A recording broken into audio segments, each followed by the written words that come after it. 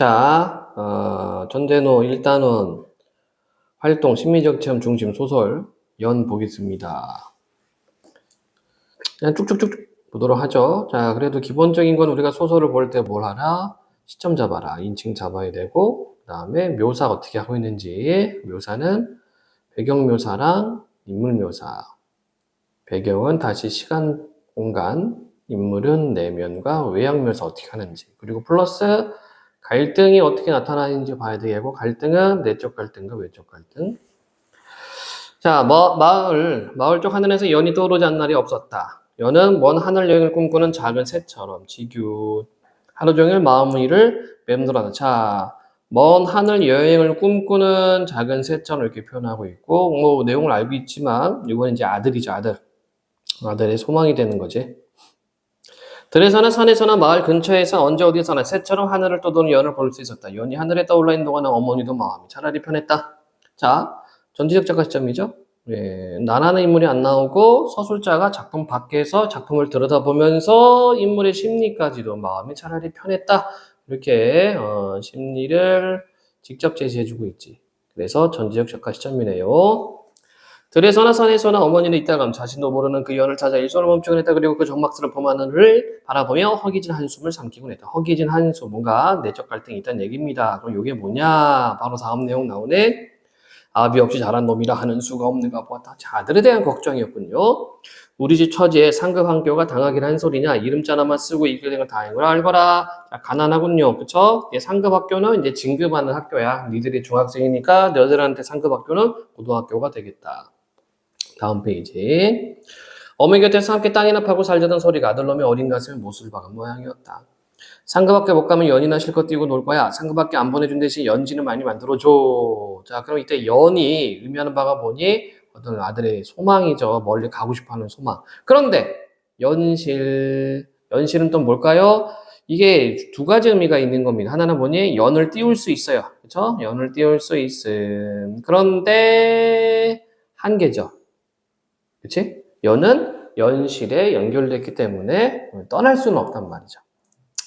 자, 상급학교 진학을 단념한 대신 아들놈은 그 철러전 연달리기 놀이를 시작했다.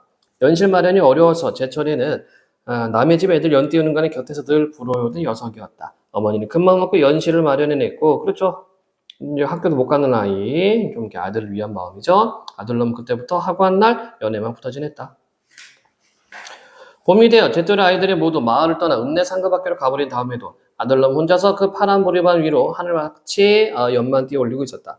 아침 나절에 띄어올린 연이 해질녘까지 마을의 하늘을 맴돌았다. 어머니는 언제 어디서나 그 아들의 연을 볼 수 있었다. 연을 보며 아들의 얼굴을 보는 것 같았고 아들의 마음을 보는 것 같았다. 연 이꼴 뭐란 얘기입니까? 아들. 연은 언제나 머나먼 하늘 여행을 꿈꾸고 있는 작은 새처럼 보이고 앞에 나왔던 거랑 똑같은 부분이지, 그치? 그래서 아까 얘기했던 것처럼 연이 뭐란 얘기입니까? 아들의 소망이란 얘기입니다. 그래서 언젠가는 실주를 끊고 마을의 하늘을 떠나가 버릴 것처럼 어머니의 마음을 불안하게 했다. 이런 부분이 이제 암시가 되는 거죠. 아들이 어머니 곁을 떠날 것이라는 것을 암시해주고 있고요.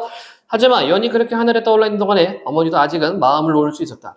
연이 하늘을 나는 동안은 어느 집 양재 많은 담벼락 아래 마을의 회관장 한 구석에 또는 아지랑이 피어오르는 어느 보리밭 이랑 끝에 그 봄 하늘처럼 정막스럽고 외로운 아들의 모습이 선하기 때문이었다. 그래서 어머니는 아들놈의 연달리기를 탓해본 일이 한 번도 없었다.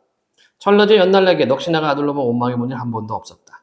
녀석의 마음이 고이 머물고 있는 연의 위로를 감사할 뿐이었다. 연에 실린 아들의 마음이 하늘을 내려오는 저녁 연처럼 조용히 다시 마을로 가라앉기를 기다릴 뿐이었다. 그러다 어느 날이었다. 하루는 결국 이변이 일어나고 말았다. 그렇죠? 떠나가다는 얘기야. 그날은 유독 봄바람이 들려고 설치던 날이었다. 어머니는 있는 고개 넘어 들밭 언덕에서 봄 무릇을 캐고 있던 참이다. 바람을 태우기가 좋아 그랬던지 아들놈은 이날따라 연을 더 하늘 높이 띄어올리고 있었다. 마을에서 띄어올린 녀석의 연이 고개 이쪽 어머니 머리 위까지 까맣게 떠올라 있었다.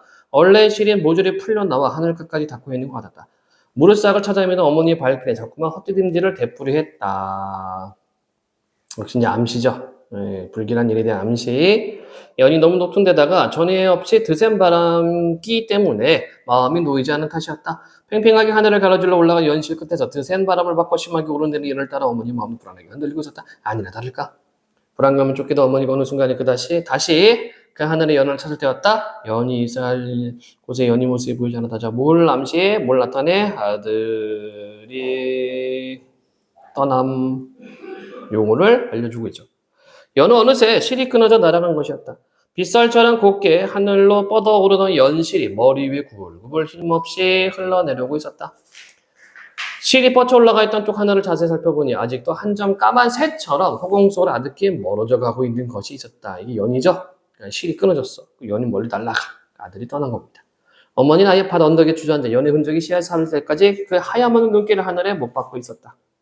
그리고 그 연의 모습이 완전히 시야에서 자취를 감추고 난 다음에 어머니는 비로소 가는 한숨을 삼키면서 천천히 다시 자리를 털고 일어났다.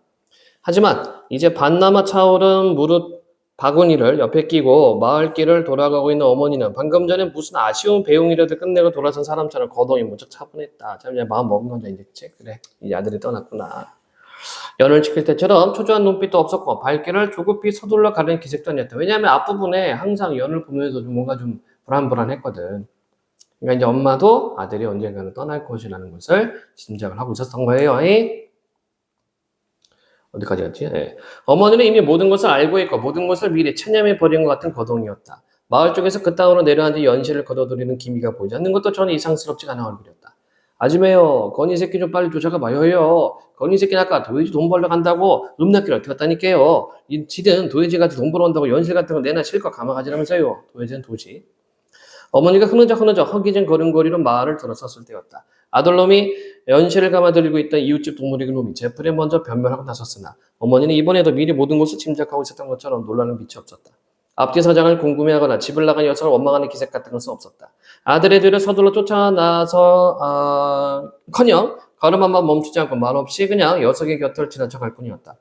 그러고는 내처 그 텅 빈 초가의 살인문을 돌아서고 나서야 아들이 연이 날아간 하늘을 향해 어머니는 발길을 잠깐 머물렀을 뿐이었다. 하지만 이제 연의 흔적은 보이지 않았다. 텅 빈 하늘만 하염없이 멀어져 가고 있었다. 어머니는 다만 그 무심한 하늘을 향해 다시 한번 가는 한숨을 삼키며 허망스럽게 중얼거리고 있었다. 화가 어딜 가거나 몸이나 상하거나. 자, 작품 내용을 이해해보자. 다음 바탕으로 아들의 연날기를 시작한 이유를 짐작해보자. 요거 한번 정리해볼까요? 갈등 구조. 자, 내적 갈등과 외적 갈등이 있다. 그쵸? 여기서 드러난 내적 갈등은 두 가지로 볼 수가 있겠네. 아들의 내적 갈등, 그치? 그리고 어머니의 내적 갈등. 아들의 내적 갈등은 뭘까요? 떠나고 싶은 마음이지, 그치? 어머니의 내적 갈등은 뭘까? 불안감이죠. 아들이 언젠가 떠날지도 모른다는 불안감. 자, 그럼 외적 갈등은 뭐가 있을까요? 어머니와 인물, 어머니와 아들의 갈등. 그러니까 어머니는 아들은 이제 상급학교에 가고 싶어 했는데 집안 사정상 못해. 그래서 결국 뭐 연실밖에 못 해준단 말이야. 그런 갈등이 있고, 그 다음에 또 어떤 이 인물과 어떤 그 사회와의 갈등, 시대와의 갈등도 있죠.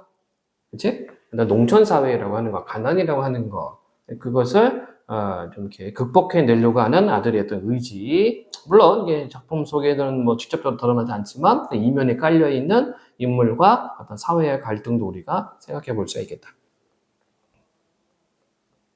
어머니가 일을 하다가 이 땅의 연을 확인하는 이유? 아들을 확인하는 거죠. 3. 연의 상태에 따라 달라지는 어머니의 심리. 자, 이렇게 그래프를 볼 때는 세로축과 가로축을 봅니다. 세로축, 낮음, 높음, 어머니의 불안이고요. 가로축은 연의 상태가 되겠네. 자, 하늘에 떠 있으면 이게 높이에 따라서, 그렇죠? 높이에 따라서 어머니의 마음이 어떻게 해요? 불안해진다. 그치?